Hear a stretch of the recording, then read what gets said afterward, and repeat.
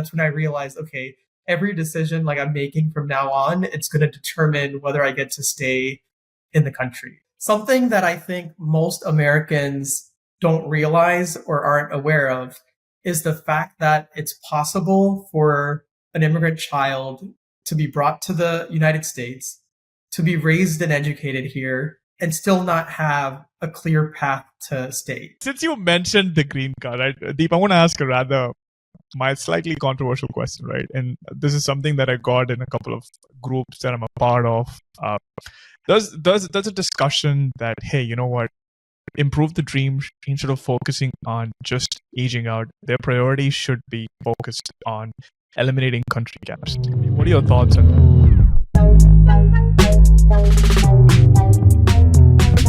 Hey guys, welcome back to another episode of Area 51. What's happening, Sanjay? I don't know, man. I think we've been doing a lot of this stuff. How many episodes have we been doing so far? Today is a milestone episode. We hit the big 2-0. Oh wow, 2,000 episodes. That's amazing. No. Let's don't Not there yet. Just 20. Just 20. Well, we're getting close. We're on our way to beat Joe Rogan. But aside from the 20th episode, we have a very interesting guest on our podcast today. Somebody who's been doing, at least for me and Rahul, some phenomenal advocacy work around, a backlog issue that's affecting a lot of kids in the US. And, I'd like to welcome Dip Patel from Improve the Dream on our podcast. Hey, welcome to the show, Deep. Hey, Sanjay. Hey, Rahul. Thank you so much for having me. No, absolutely. Thank you for everything you've been doing for the immigrant community, man. I swear, it's phenomenal. I'm telling you, like a couple of years down the lane, when people start looking up the word dream after MLK, they'll see your name and your photo. Oh, wow. Or maybe at least the Google SEO results. If it's even 10% of that, hopefully it means that, we've accomplished all the goals that we've been going for. So thank you. Let's start about yourself, Deep. Do you mind giving our viewers a quick introduction about yourself, a little bit about your background so they know? I'm sure a lot of people do, but just for the folks who don't, do you mind giving us a quick intro? Yeah, so my name is Deep. I'm currently a pharmacist in Illinois. My journey has been that I was born in India. When I was 4 years old, my parents first moved to Canada. And then a few years later, they moved to the United States to start a small business. And unfortunately, the visa that they came on didn't lead to a direct green card. So they were here they're still here, but we were here for many years without a path to a green card. So it's a little different than someone being sponsored on an H-1B and then in the green card backlog. But similarly, I grew up here as a child of a long-term, a lawful visa holder. And because my parents were unable to get a green card by the time that I turned 21, even though I had done most of my education in the United States, I had to find my own way to stay. So I aged out. And fortunately for me, after a lot of different obstacles, I'm at least able to have a temporary status. So I'm now on my own H-1B with my healthcare employer. So that gives me that temporary option. But obviously, because I was born in India, I'm still in that back of the backlog. So yeah, that's just a snippet of my story, but looking forward to discussing more. Awesome. Did you always know that you were on a visa growing up? Because I'm assuming you must have moved to America around the age of 10, 11. Yes. Yeah, I was 9 right after I finished fourth grade. We moved to Illinois, and it was a big change for me because I was in fourth grade. We thought I was moving, but I had no idea about the visa at the time. I assumed that I was going to be an American. There's, at that age, when you're going through 4th, 5th, 6th grade, like I was playing sports, and during the summer I played baseball. I was encompassed in like all the activities that kids that age do. I didn't really think of the visa being an obstacle. And at that time, my parents had to renew their E2 status. That's the visa they were on Right. every 5 years. So it wasn't something that came up that often, right? So I didn't think much of it. I actually assumed that I'm like going to be a citizen like everyone else, all my friends that I made. And it wasn't until entering high school and getting a driver's license where I faced an obstacle in obtaining that Oh, are you license. serious? Yeah, Wow. and fortunately for me, it ended up just being a delay, but this because the school hadn't come across someone in my situation. So basically there was like a driver's ed course and that the school provided with as a class, and I had to like kick myself out of that. I got kicked out of Wow. that class and delayed it by a semester. But that was my first introduction to some sort of a major obstacle, right, impeding what I would have otherwise done. Fortunately, in the state of Illinois, they had something called a temporary visitor's driver's license, which I was able to Okay. get. It was still different than my peers, but I was at least able to get that.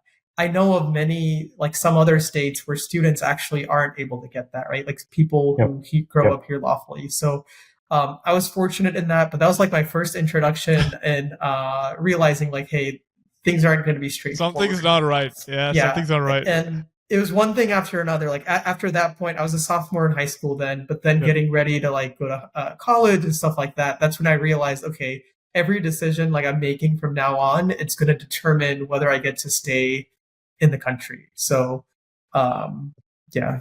And that's a lot of pressure, right, Sanjay, on just Yeah, someone exactly, right? starting Like out.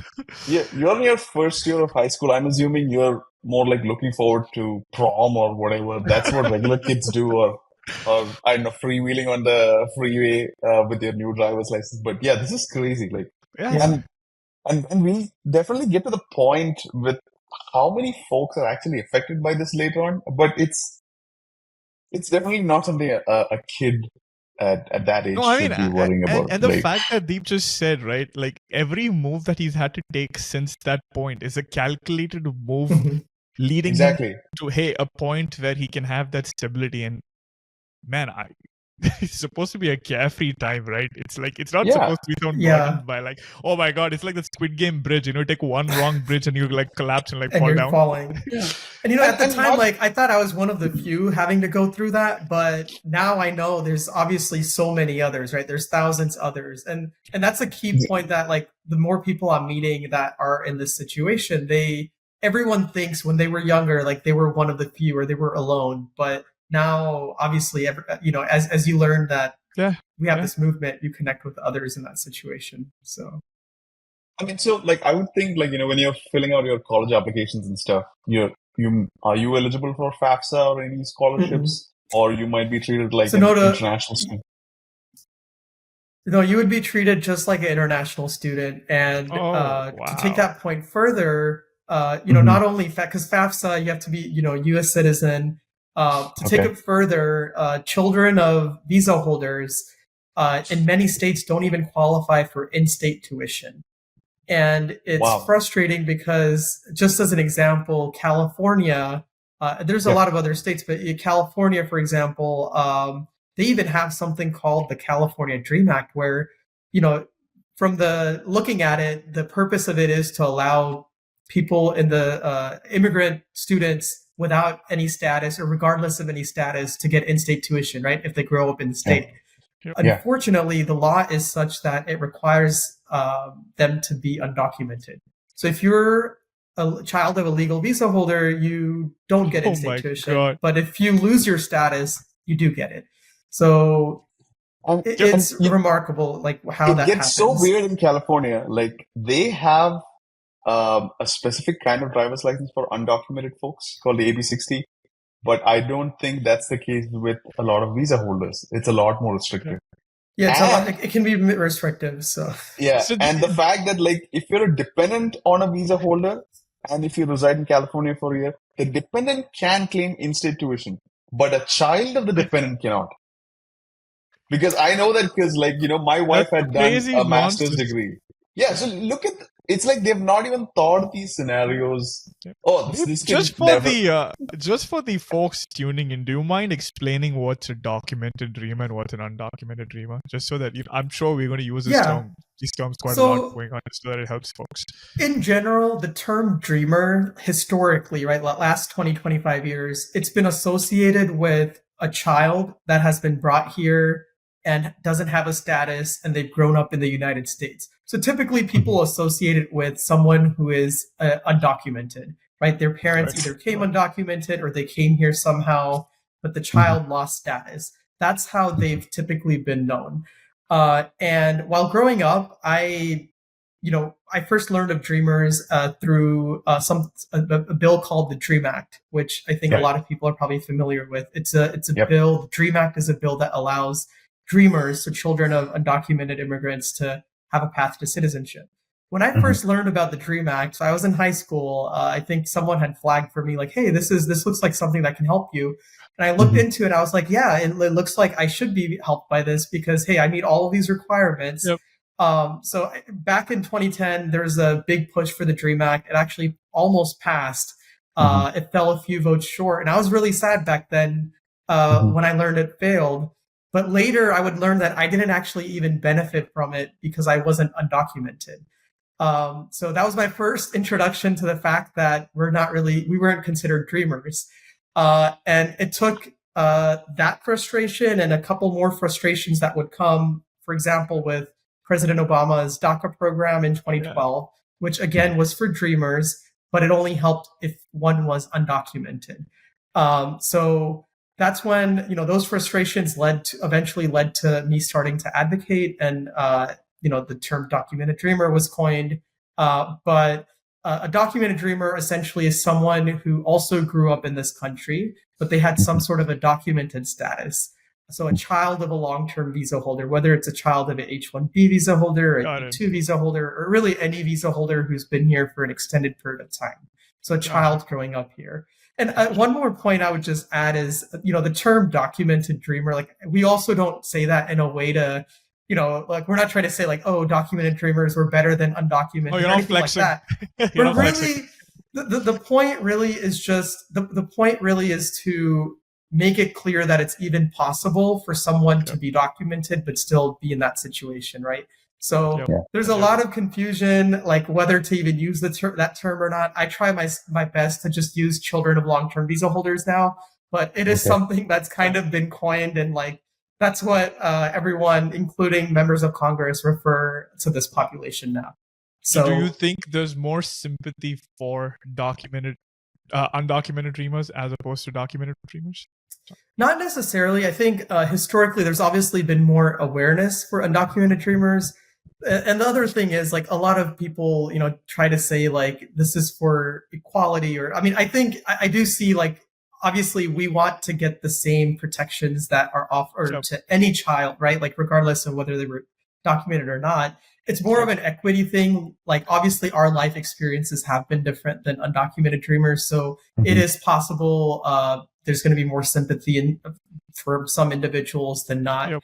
But really that varies. There's like close to what, 200,000 kids who over 200,000, over 250,000 kids who've been forgotten by Congress when they wrote their laws, or it's almost like what percentage of these would be from H-1B holders? Do we have any metrics or any data on that? Yeah, there's a few different estimates. So there's some estimates that say there's between 100 to 200,000 children of H-1B holders currently in the United States that haven't aged out yet. So under the age of 21, right?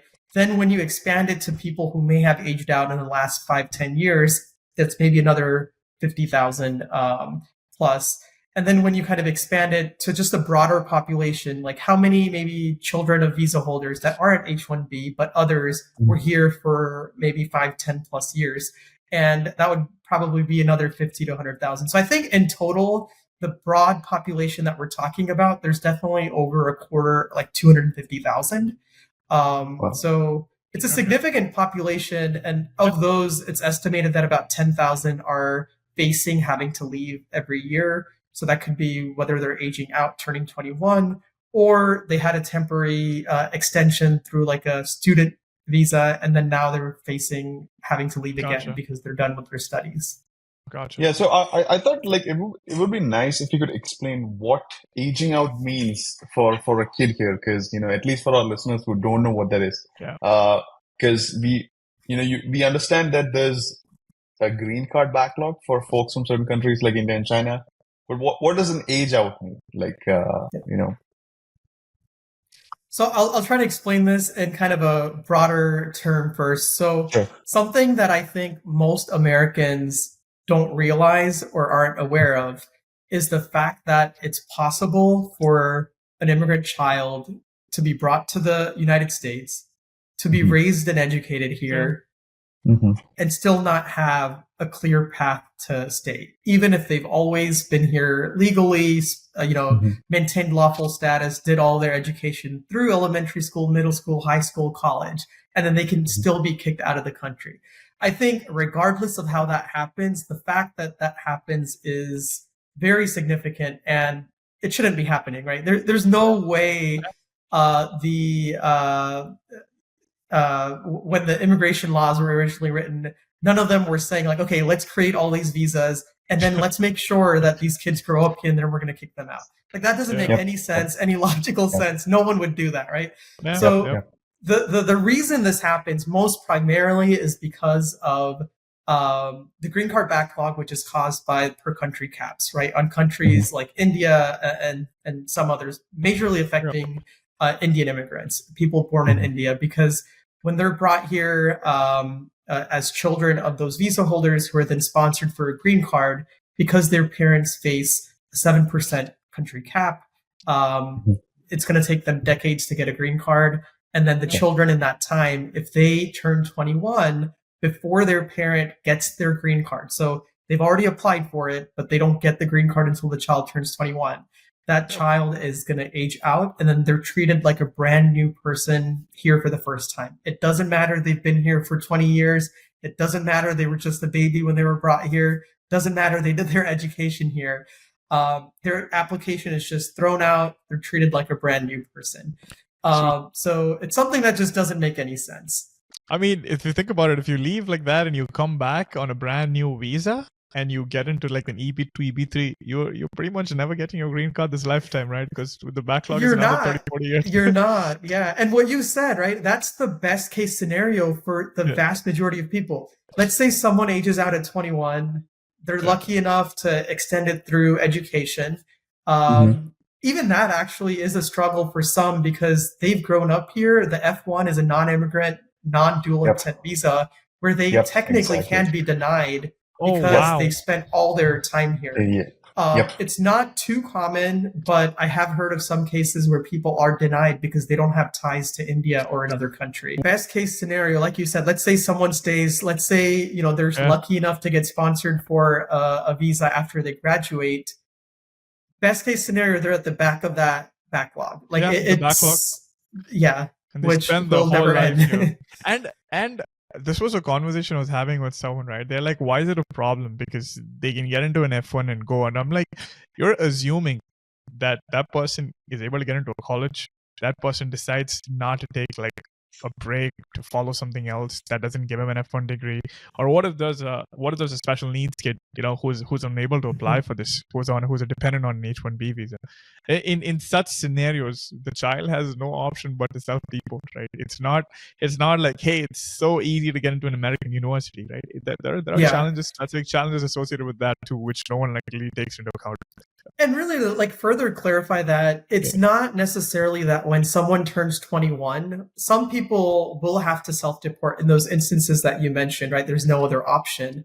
In the vast majority of cases, people are in school at the time. They're, from our surveys, over 99% of children of long-term visa holders pursue higher education, and most of them graduate school, right? So they're going to find a temporary way. But the time where most people face the most difficulty is once they finish their education, the lottery system. They're going to lose out of the H-1B lottery, and then they're going to have to leave the country, right? So that's usually the time where that ends up happening for those people. So at what point in your journey did you say, I've had enough, I'm going to start an organization and start advocating for change? Like at what point in your journey did you say, I've had, this is it? So first, I never actually sought out thinking like, hey, let me start an organization. That was actually never a thought, right? Like I just started advocating, but even that, there was some smaller forms of advocacy at the time when I was in high school. I had done like making some calls, like maybe emails, things like that. Over the next few Oh, you years, I started in high followed. school, huh? Okay. Well, just as like when I was following like the Dream Act and that sort of a thing. Gotcha. I wasn't doing anything uniquely at the time, Okay. but I did start following immigration news literally when I learned about my situation. Right when I had that driver's license issue when I was preparing for college, because I was trying to see like, okay, if this bill can pass, like, will I get a green card and will I not have to worry about international student tuition and all the other all the other decisions, like career making decisions, right?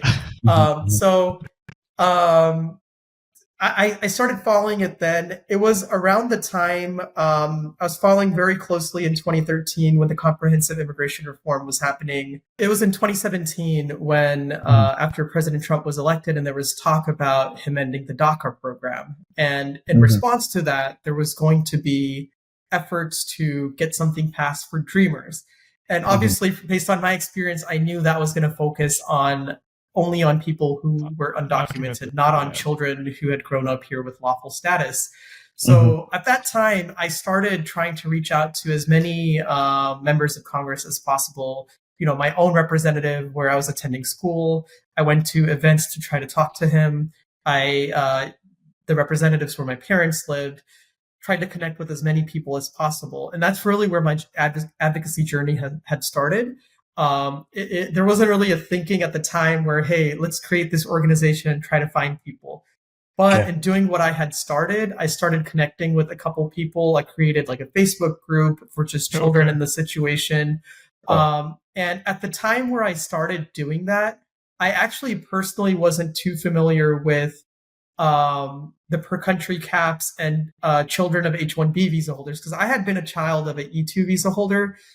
So at the time, I had started connecting with people who were on E-2 visas who had children that were impacted.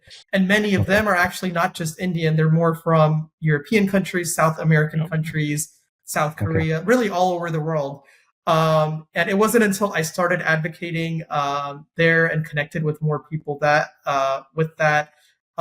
which led to Improve the Dream, where I connected with people who were advocating for the per country caps and the H-4 age out issue.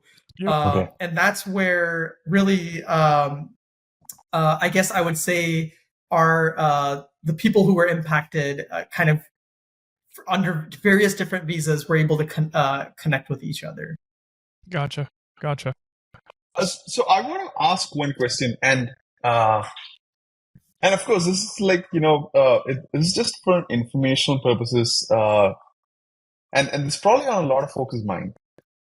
Let's say, so when typically the path is children who are on long-term visas, they age out, they either self-deport or move to a different situation. Just to clarify, because I'm sure some people watching are going to say there's no such thing as a long-term visa, but when we say that term, when we say that term, it's more so to illustrate, and this works really well, right? Like I started saying that, and people really understand it, like whether it's legislative staffers in Congress and whatnot. There's no such thing as a long-term visa, but what's happened is there's visas that can be renewed that have become long-term visas because of issues in our system, right? So whether it's the H-1B visa, which can indefinitely be renewed, that's become a long-term visa, which it really shouldn't be, but it has, right? Because of the problem. So I think maybe we should change it from long-term to indefinite visas. So my question is, and so children who are on these visas either have the option of aging out or transferring to a different visa, and scrambling to find out the very limited options that they have to stay in a country that they've known their entire lives and they've lived their entire lives. My question is, like, let's let's say you go out of status. And I know this is like, does that make it like a criminal offense for them to become undocumented because they age out? I And mean, then the repercussions are, very different from kids who are already undocumented in the US. but just by what Deep said, he gets more privileges, right? If he becomes undocumented for like a day or something. I don't want to say that. Don't quote me on that. But what I would say is the main thing is when someone, obviously, if someone has been brought here with an undocumented status, they don't have a lot of privileges. There's states that have offered certain things. There's DACA for some individuals that provides work permits. But until laws change, technically, for the vast majority of them to obtain any sort of a legal visa, like a H-1B or something, they would face a 10-year ban, right? Like if they leave the country to get a legal visa. So what would happen if someone who aged out and then instead of leaving the country or finding a different status, let's say they overstay and just stay in the country, after they hit the 1 year mark of overstaying, they'll be hit with the 1 year ban. So that's though I will say the vast majority 1 year of or people, 10 years. So it's so once you overstay, I think once it's 6 months, it's 180 I might days. be missing. It's 180 days. It's a 3-year ban, and then 365 days. It's a 10-year ban. It's a 10-year ban. 10-year ban. Yep. So I do want to just note, like, vast majority of people who age out, they do not overstay. From our survey, like I noticed that less than like 0.1% of people overstay. They either leave the country or they'll find a temporary visa to be able to stay. Temporary visa. Yeah.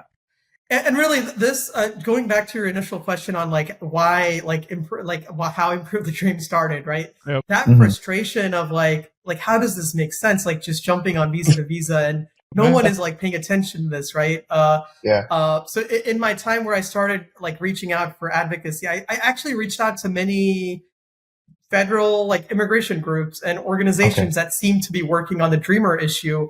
Unfortunately, it was without any luck because no one seemed to care. There was no responses from most people. And it just seemed like unless like I just tried to start reaching out and doing this on my own, no one was really going to care about it. So that's really how it ended up starting. And you just took it into your own hands, huh? You're like, you know what? I'm just going to do it myself. Yeah. I love it. Yeah, it's pretty cool, man. It's pretty, the personal agency that you've brought into a cause like this, it's amazing. Cool. Like, and that's one of the reasons, we love what you do. Like, because a lot of folks were probably in this situation. A lot of folks probably ended up self-deporting themselves, but at least there's a lot more awareness today about this. And we've found out like 200,000, 300,000 and it's crazy to think kids. that it started only in 2017, Sanjay. Right? Yeah, it's 2017. It's like till 2017, no one thought about it, and then it's crazy. Props to you, man. Thank you. I mean, and the hardest thing in that is I honestly didn't know how to advocate, right? Like I just started reaching out. I went to an event with, so I was attending pharmacy school in St. Louis. One of the first, like any political sort of things. Wow. Yeah. So I was in pharmacy school at the time, and I actually attended a event with the member of Congress, and that was the first time like I was doing some sort of an advocacy, and I wasn't even sure like, is this okay? Is this? It was scary, but like I learned like, okay, there's going to be obviously a lot of failures. I sent tons of meeting requests, emails to hundreds of people probably, and initially you get maybe a handful that you meet with, but it was one or two of them who seemed like they really were touched by the issue and thought they understood that this made no sense. That gave a little bit of hope, right? Like at the time I was like, wow, this is going to get done. Obviously I was a little naive back then, but but then you went through the trough of disillusionment where nothing happens in Congress. It's like small steps that led to realizing like, okay, at least what I'm doing is like going in the right path, and there's going to be little victories that we'll have to take. But let's talk about your org a little bit. How many people do you have? Like you run a very effective organization, so like how many folks do you manage? Do you have that help you run this tight ship? Yeah, so there's a few different ways of looking at it. As far as in the Yeah. organization, I would say there's Yeah. thousands of people, but as far as on a active basis, we have internal team calls routinely every month. There's Okay. I would say there's a few dozen people that are very active, and then Mhm. we also have different uh, project-based teams that work on certain things like digital strategy and Oh, nice. Okay. uh, on the tech side of things and other areas. But for the most part, it's one of those things that I realized early on. It's very hard when the vast majority of people are either high school, college, or Yeah. Yeah. grad students, right? It's very hard. So it's really one of those things. We've done our best to create a thing where people can help as they wish to, but it Okay. also has like there's still strategic plans in place where we can accomplish certain projects or certain goals. Um, and that's always evolving, right? Whether there's a certain goal that's changing, something that doesn't change, though, something that's constant. That if there's one thing that I want everyone who learns about Improve the Dream, or everyone who is in this situation that doesn't want to advocate but just wants to at least connect, like take the children of long-term visa holders survey, join the Slack community for Improve the Dream so you can connect with others when you personally need help, whether you want to be Nice. supported or need Nice. resources, anything like that. And then just share your story, whether it's via email, over the phone, or through a virtual meeting with your member of Congress's staff. Just doing that much, I think, really makes a difference Nice. and keeps helping, spread this all across the country. Um, so yeah, there's different levels of involvement, but I think any level of involvement is very appreciated. And all of the stuff that you are doing, that came out organically as you found other folks and you brainstorm ideas and stuff, or like have you?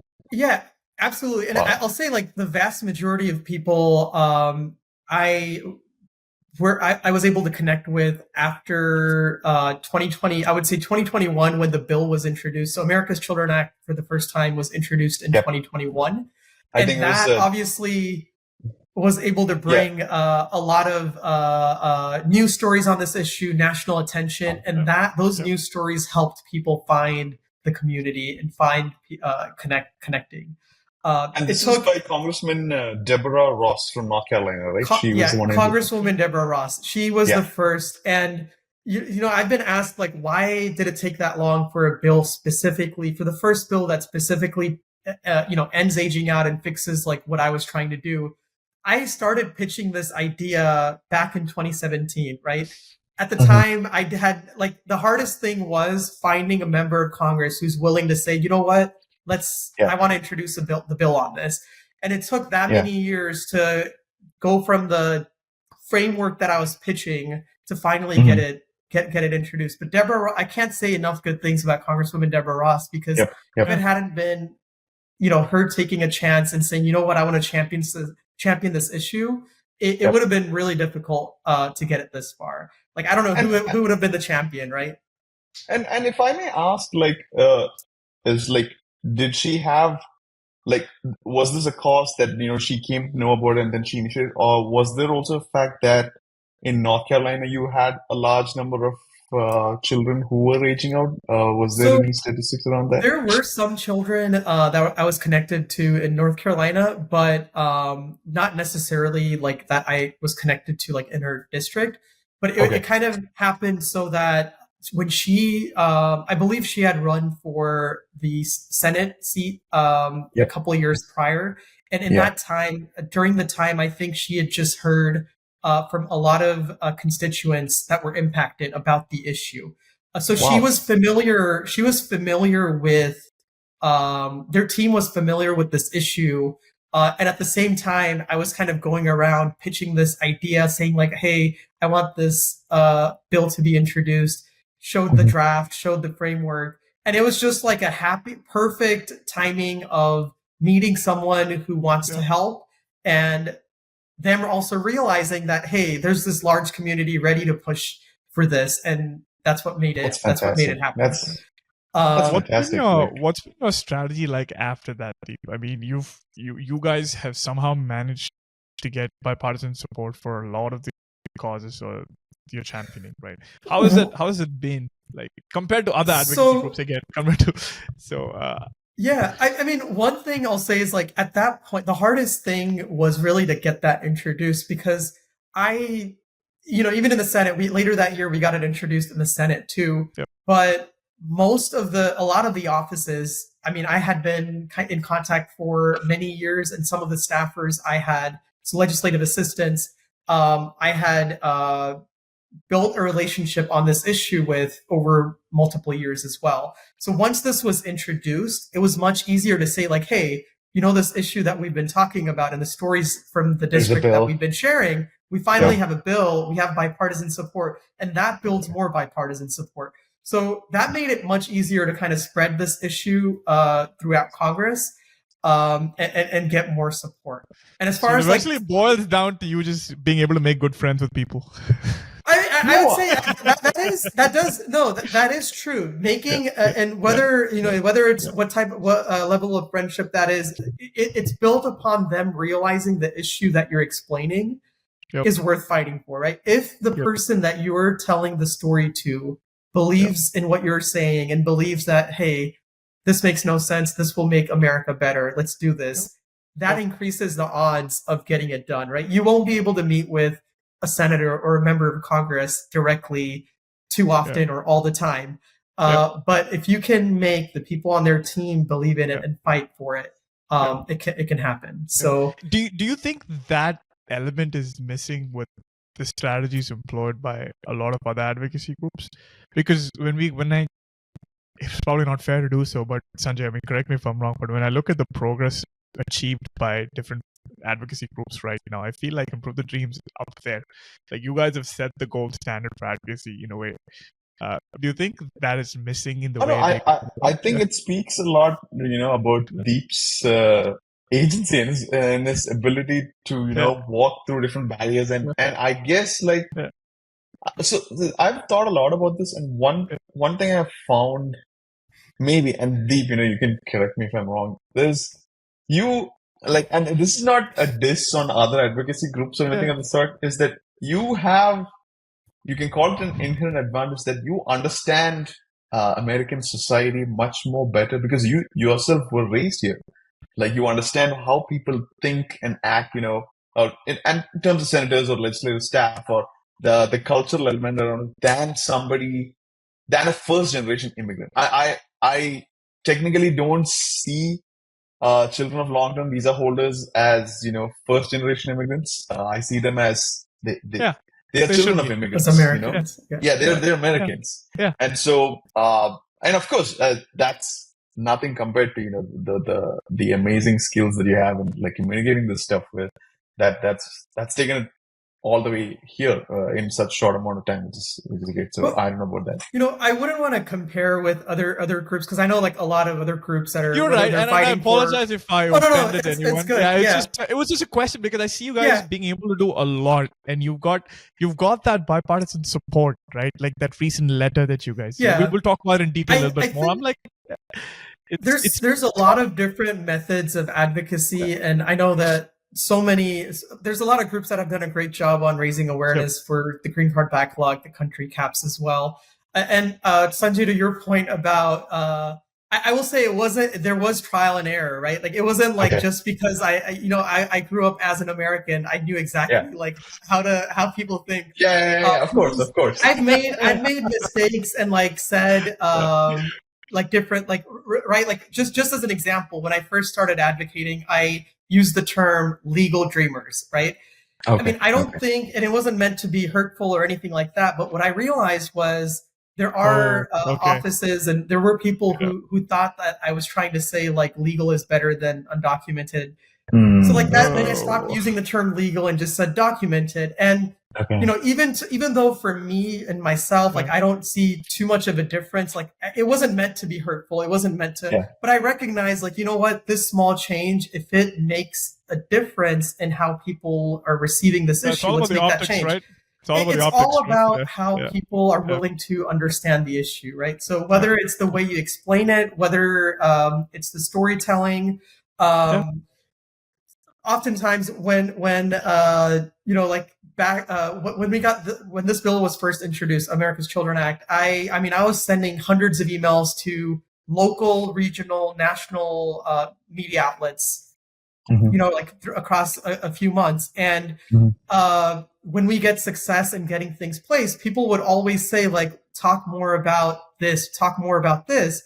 But what people don't realize is when a random American citizen is reading it, they don't know the nuances of immigration like we do. They're not going to be like, oh, 7% per country cap, bad. We need this. They're not going to really care about those nuances, right? Exactly. To them, the basics of understanding, hey, how does it make sense that a child grew up here legally and is having to leave? That's all they care about, right? That middle, and the policy gets taken care of on the back end. But the news story, I think that's like through a little bit of trial and error, I learned how I guess it's most effective. And that also helps, like when branding storytelling to goes members, a long way, right? The PR and the branding, it goes a long way in actually getting the message out. I mean, it almost sounds like politics, for I mean, more palatable we make it, I think the more easy it is for people to actually get on your side. The most powerful thing is storytelling with a positive attitude and doing it to as many people as possible, right? And there's times where it's really frustrating because it seems like change should happen. But I think the biggest thing is just to stick with it, because I mean, because the alternative is to not stick with it, then nothing's going to happen. And then if you, going rogue and like just dismantling the effort is going to hurt it even more, because then people who potentially want to help will not be willing to help too. So exactly. And Improve the Dream has been fantastic, especially recently with some of the new policy changes that has come out, or rather the State Department is holding back on specifically, that can help a lot of children on long-term visas. Deep, I want to say, like, I know who runs your social media account, but they do a fabulous job of it. Like, very nice. Because and I hate to do this comparison, but the fact is, like, the country cap issues, like, there's been a lot of bills over the years in Congress, but every time it doesn't pass, we've got a Twitter mob attacking politicians left and right, which doesn't do anything. I understand the pain, but it's like we don't have that finesse that you guys have. That finesse is not there. And it doesn't help that you're venting out these things and randomly attacking people. Like, end of the day, these are people. They've put in a good faith effort into trying to do something. Remember, like, when folks, these people who bring these bills, introduce them, vote on it, they are actually doing it for people who are technically not citizens, who can't even vote. Who can't even vote. And so it's a great deal, like, that they're doing. I always think that it's very important that you give them that respect and treat them nicely, and don't go, hellfire on that stuff. So I mean, I just want to. The rule of thumb is, and I've seen this help me many times, right? If you are liked, it's easier to get things done any day. And I think that's something we always need to keep in mind when we try to get we go ahead in advocacy. I think it's definitely okay to show, it's okay to express frustration, but it has to be done in a positive way, right? To move it in the right direction. Otherwise, if people don't like you, they're not going to work with you, right? So, exactly. And the biggest, I think, the key thing is just to kind of instill that in people who are helping to storytell, right? Like, my goal is to get every single person who's affected by this, if they wish to do so, to get them to tell their story to their representative and senators' teams, right? Each unique story matters. And to do that in a positive way can make a big difference. And if the change doesn't happen today, tomorrow, when it does happen, these are the reasons why it will happen. So Yep, it's exactly. important to That's a do that. great way to look at it. That's Great way such to a look at great it. point. Yeah, that's a Yep. great point. Yep. We got to use it for our social. Absolutely. That's like the highlight clip that I'm gonna add a smiley after every tweet. But Sanjay, since you mentioned the green card, right, Deep, I want to ask a rather my slightly controversial question, right? And this is something that I got in a couple of groups that I'm a part of. There's a discussion that, hey, you know what? Improve the dream instead of focusing on just aging out. Their priorities should be focused on eliminating country caps, because the discussion was that is the root cause of all these problems that these documented dreamers are going through, or the children of long-term visa holders are going through. If that problem does not exist, you don't have this. So instead of trying to advocate for many different things, their primary focus should be removing country caps. What are your thoughts on that, Deep? Is that a path you considered before? So as far as the advocacy on country caps go, like when I started advocating, right, like initially I started learning a little bit more about it, but I also saw there's a lot of people fighting for this. And at the time, my whole advocacy started on this idea that literally no one was fighting specifically for ending aging out, and no one was willing to help on it. And that's where the focus was, right? But that doesn't mean that I also don't support ending per country caps and that I haven't also advocated for it. What? Seriously? In fact, just to kind of illustrate whether the current situation is that it doesn't seem like per country cap removal is happening, right? It hasn't been moving in the last couple of years. Yeah. Instead, a temporary solution could be that at least people who, and that's what a lot of people have been hoping for, right? Yep. Like if someone, get EAD, be able to get early file EAD, or in some way get EAD with advanced parole. Yep. Just a couple months ago, we worked with a bipartisan group of senators and House representatives, and the number 2 ask in that was actually EADs and advanced paroles for people in the green card backlogs, people with approved I-140s.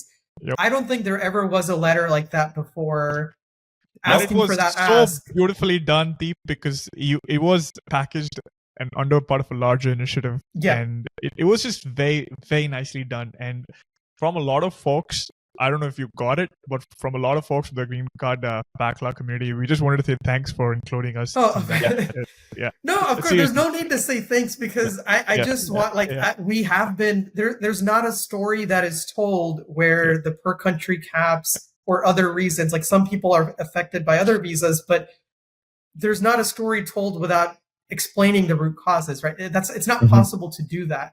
But it also doesn't mean that a bill that is solving the per country caps is fixing everything that America's Children Act is trying to fix, right? Yep. And one, I think, misconception, and again, I'll just preface it by saying that I personally obviously supported the per country caps bill. We even wrote a big, when it was getting marked up in the House Judiciary Committee last year, we even wrote a big letter of support and all of that. But the main thing that I want to just clarify for a lot of people is, so there's something called the Congressional Research Service, CRS. They do a deep dive into any issue or bills that are proposed or being voted on. Right. And according to even their nonpartisan review, it shows that the country cap removal wouldn't actually end the backlogs. It would just spread the backlogs out, right? So instead of, I don't remember the exact numbers, but instead of India having a 100-year-long backlog, it might be a 10-year backlog for all countries. 20 years from now, I think the estimate was it's even longer than that. So maybe like 15 years for all countries. Again, I don't remember, so I'm kind of making those numbers up. But the point being, people are still going to age out. There's still going to have to be protections built in, right? And the country caps bill did have some protections, but it wasn't in the way that I wished to get done. So my hope would be, let's pass that sort of a bill, but also let's pass America's Children Act, because I do think that any child who grows up here, regardless of what visa status their parents had, whether it's an H-1B, whether it's an E-2, that child shouldn't have to leave the country. And that's really what the purpose of America's Children Act is.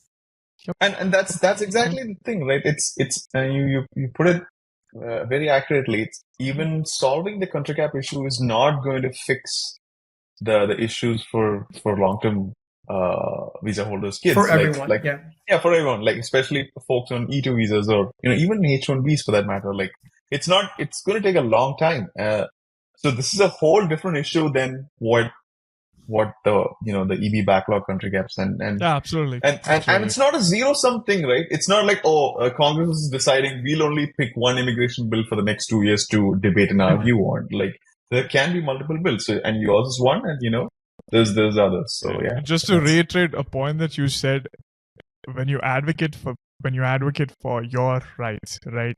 People are going, like you said, people are going to take a look at what's the root cause for causing this, and as a byproduct, there's going to be spotlight from an advocacy standpoint absolutely. for country caps. So that shouldn't be ignored. So And the other point is like, and obviously like I'm not creating this sense of what's happening, right? Like it's something I've identified. Unfortunately, the root causes like the country caps and things that are leading to the green card backlog, they're identified as something that should be a part of comprehensive immigration reform now. Now, I don't personally agree with it, right? Like I wish each bill could be a piecemeal. I wish they could put America's Children Act up for a vote, and that because I know that would pass, right? I think the country caps bill probably would pass too.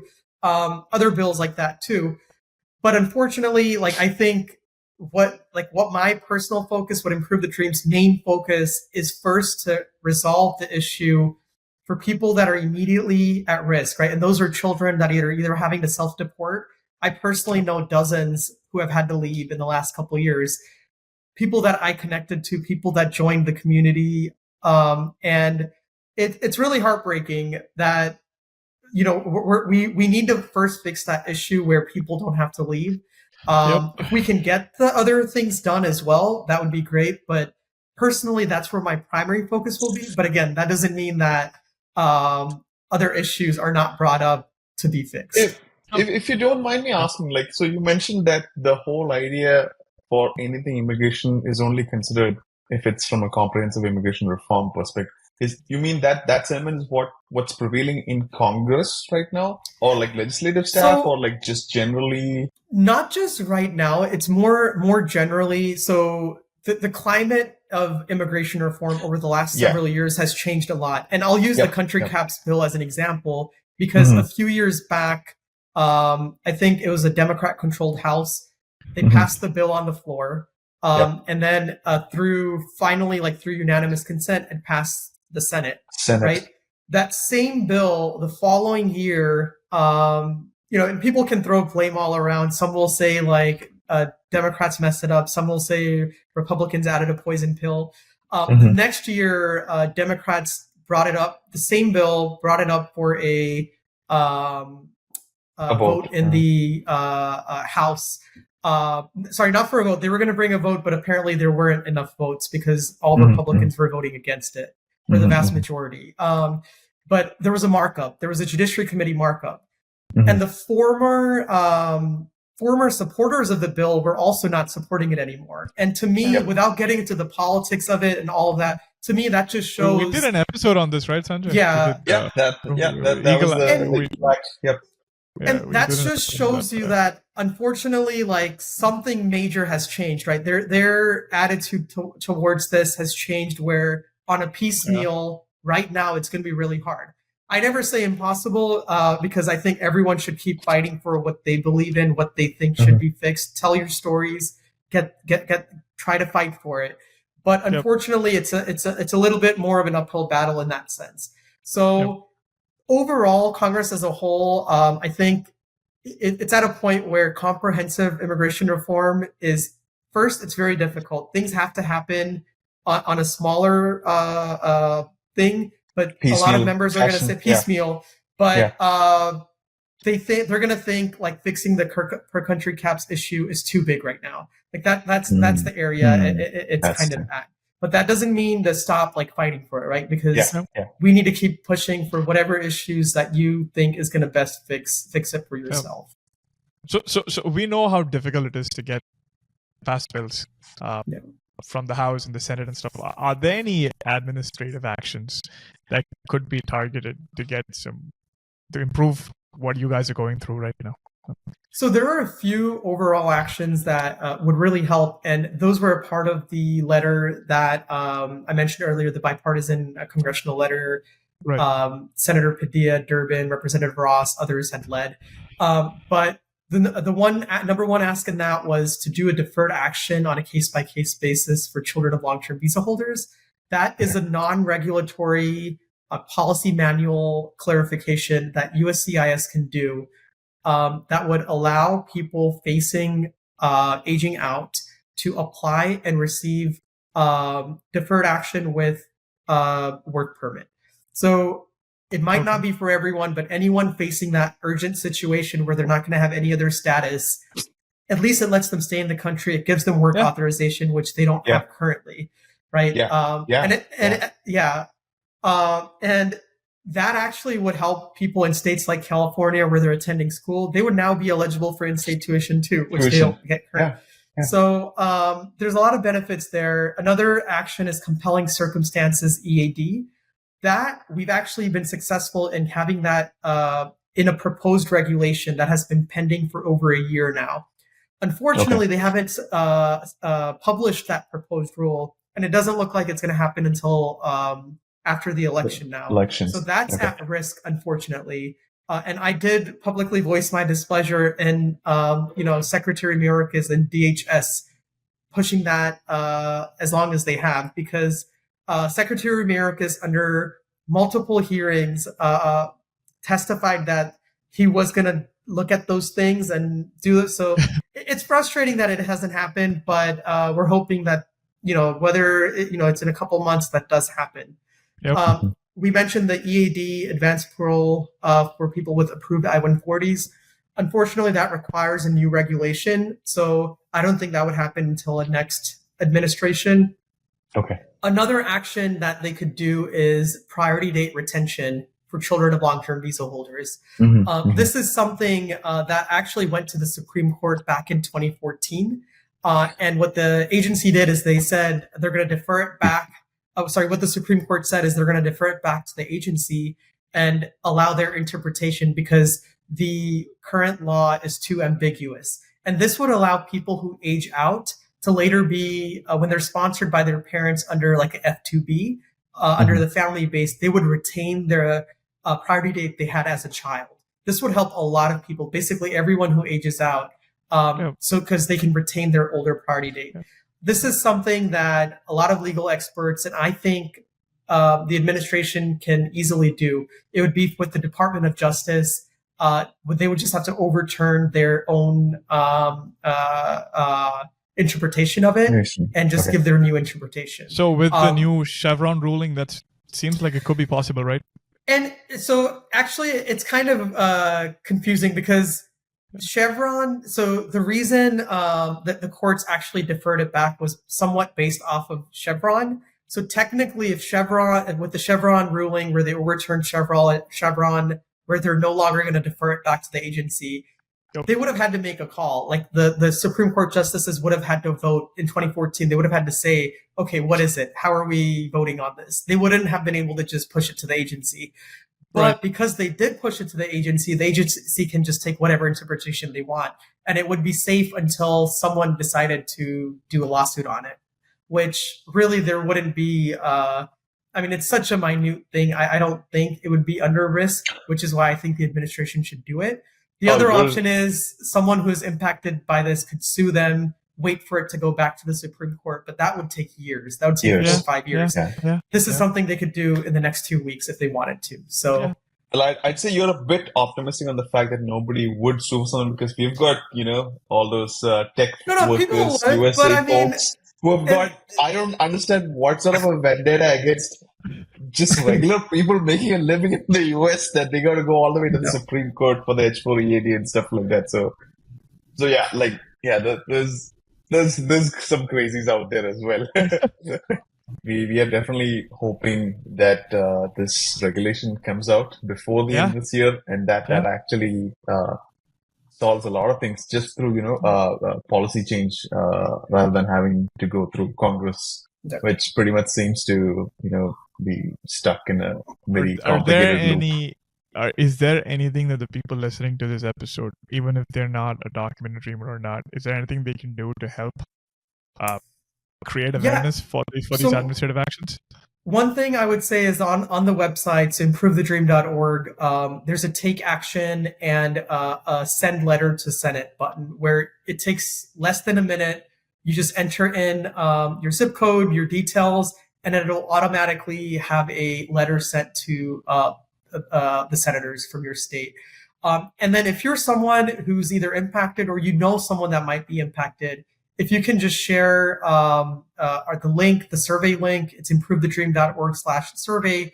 Let people know that whether it's in your WhatsApp groups or your circles, let people know that if someone is impacted by this, impacted by aging out or the green card backlog, please just take the survey, whatever level of involvement they want, whether taking an action or if there are a student that's impacted and they would like support by joining the community and connecting with others, they're able to do that as well. So those are the simple ways that I think everyone would be able to help. And you guys are primarily donation based, right? Right, Deep? So we actually until very recently didn't even collect donations. Wow, really? So it was based. It was all. So you were doing all those travels on your own dime? So it's still on my own dime in that sense for myself. We did recently in the last couple of years for when we did larger advocacy trips, we accepted donations to start subsidizing some travel for students that need it on a need basis. Yep. But other than that, it's a volunteer-led organization. So basically, all the efforts have been through our own hard work. Crazy. Yeah. That's phenomenal. Amazing. Yeah. That's it's amazing that you and I hate to say it, but you're doing all this stuff at such a young age. Like it sucks, but it's great. Like you've probably given a lot of courage and hope to a lot of folks who are stuck in this, who probably weren't even aware that they were, there are other folks like them, which is it's fantastic. So I absolutely hope you are successful in this, and then the America Students Act passes in the future. That hope and courage and just the stories of others is really what kept me going, like in the earlier years of not having a bill introduced, pushing it for 4 years, not really getting change that I was hoping to, but knowing that hey, like more and more people are connecting, like there is a positive change. That really is what I think kind of keeps me pushing, and lots of others that are a part of the community now. What are your future plans for Improve the Dream? You've got anything? Do you have anything lined up next? I know we've got just a few more months before the session ends. Do you have anything lined up? So the core plan is always to continue trying to get as many unique stories told to as many people as possible. So that starts with obviously the member of Congresses or the senators' teams, right? But also the local media, or whether it's in the local areas. Just recently, we actually did a bipartisan letter with the Wisconsin State House and Senate.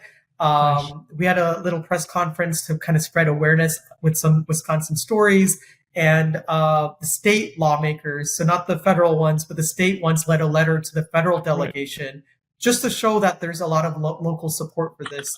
So those are just like some of the initiatives we're doing in many different states.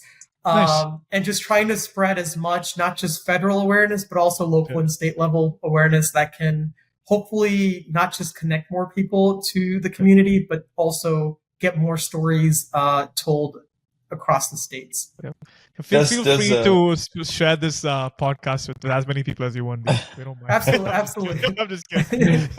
You guys, do you have a lot of these folks on your speed dial or something like that? Because you. No.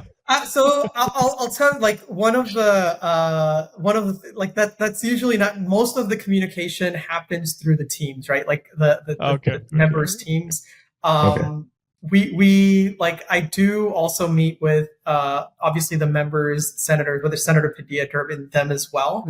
But the great thing about advocacy is once the senator has been convinced, whether it's through the staff or not, you working with the team, working with their councils is what can help drive it, right? They're your Nice. best advocates internally to get it done. So, Yep. so yeah. So Deep, tomorrow, let's say you're on H1B now, right? Tomorrow you get an approved I-140 for like EB1 or EB2. You're like, all right, that's it, guys. I'm done. Like, Not at all. checking out. Not at all. I actually just a few months ago, I was fortunate enough to get a EB2 through the national interest waiver. Oh, great! Congratulations. But obviously, as an Indian, thank you, thanks. Yeah. As an Indian-born person, I'm now just at the back of the backlog. Fortunately, I won't have to worry about my own H1B. I'll be able to keep renewing that H1B. Yep. But there's still problems, right? It's tied to the employer. There's still no EAD. So trust me, regardless of what happens, I'll be fighting against this. I was just messing around. No, I know, but I do, like, it's not something that I would stop fighting for until we get the change we need. So. Thank you. Thanks on behalf of everyone else for the second time again. Thanks for everything you do. It's honestly very inspiring to see everything you've accomplished and everything you've set out to do. And I hope many more people get inspired by your work. And you're leading by example. The Dreams website, and the survey links to our show notes. That's for sure. So if you want to find out any more details about this organization, send out letters. Probably donate. Whatever it may be. Or just spread the word, like that's all. Just forward the website details and talk about to your friends about this. That itself goes a long way. Yeah. Great. I think that's everything we've had to talk about, Sanjay. It's a little over an hour. Wow. Yeah. It's been a long episode. So time flies by. It does. Not as fast though in Congress, but still, yeah. Thanks for calling it, Deep. Thanks for calling it, and we hope you had a good time recording the episode with us, and we hope to see you back on the podcast very, very soon. So thanks. Absolutely. Thank you. That was a long and interesting conversation. Dude, it was. I had a great time. I found it very inspiring. He's like personal agency. He's probably one of those people, like the definition of having agency in life. And he's not forgotten that the social component of this whole aspect is just as important as getting the message across. And I feel like exactly. That's spot on. I don't know. Maybe I see this person entering politics some point in time in their life. Like, they're really good for it. They're cut out for it. Like, that messaging and understanding. There's a science and skill to this stuff. He's gotten really good grasp of it. So absolutely. And it was great. I hope our viewers or listeners got something out of this episode, understood what a lot of folks have heard these terms: documented, undocumented, DACA. But I hope this episode gave them the clarity on what these terms are and how kids are aging out and how it actually impacts all of us. Some calls to actions were mentioned by Deep. See if you can follow through on them or just help out. Spread the word. Just share up. Donate if you can. Talk about that organization. Spread the message. He's doing a tremendous amount, and I think every little bit that we do, be it in terms of supporting and sharing on social media or by any other means, will definitely go a long way. Yeah, absolutely. Yeah, and like it, even if you may not be somebody who is affected by it personally, or it's important that it's so frustrating that, like, the issue is not big enough that it's affecting 100 million people, but what, 250,000 kids are stuck. That's a large number. It's a large number, and it's not like you and I, like, we made the choice to move here on our own, like, at a point in time in our life where we can't say, like, we didn't know the system then, but still, like, we are old enough that we want a career or whatever and move here. But they were just brought here with their parents, and they have to accept that, and so they shouldn't have to go through the stuff. And that's a very valid point, Sanjay. I mean, you're like, that's why I asked him when he found out, right? It's like, you grow up, you go to high school, live a normal life, think you're like just one amongst everyone, and suddenly when you're trying to take drivers at class, you're like, oh shit, I'm different. Yeah, that's just crazy. Think about that age when he's like in the 9th or 10th grade. like imagining this, you've got this such a heavy Yeah. thing over your head. Like, oh, anything? Oh, colleges say, oh, visa. Or like in driver's ed, visa. Or like flying out of the country, or visa. Trips, whatever. Man, I cannot imagine. Like that's hard. You shouldn't have to go through that at such a young age. Absolutely. And I hope they're able to get everything that they're Yes, for advocating sure. for passed. Good luck to Yep. Deep and Improve the Dream. Thanks for joining us on this episode, and hopefully we'll see Deep back very soon. But in the meantime, it's 20 episodes, guys. It's when Sanjay and I started, we never thought we'd make it this far.